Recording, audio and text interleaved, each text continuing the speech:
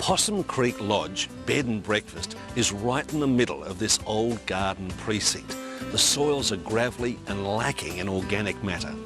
The owners of the home have asked for a recommendation for a low maintenance plant that could be used as a border planting along these beds.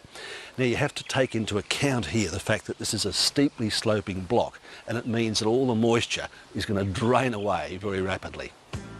So I've brought in a couple of Dianellas that would work a treat in this sort of garden. Little Rev is so tough, I reckon it's made of cast iron. It's a selection of one of the local hills native plants, which means that it can get by on the sniff of a wrung-out sponge once it's established a root system. Blue foliage has a sculptured look, which makes it at home in modern as well as older gardens. This Dianella resents wet feet, so it's perfect for well-drained hill soils like this. Now, if you thought that little Rev had a licence to be tough, then hail the queen of low-maintenance Dianellas. This is the diminutive little Jess. This is a terrific plant in the landscape because it has that lovely fresh green look about it.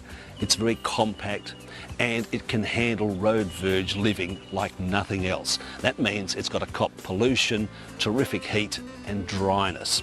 Now, the great joy of this plant is that it has clouds of beautiful purple flowers right through the springtime.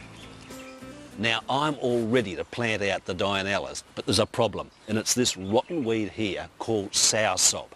Now, I can give that a zap with the zero and knock it off, but not until it comes into flower. It's much more vulnerable there. So it means waiting for a couple of weeks. When that little yellow flower emerges, you spray the whole of the plant, flower included, and it's all over.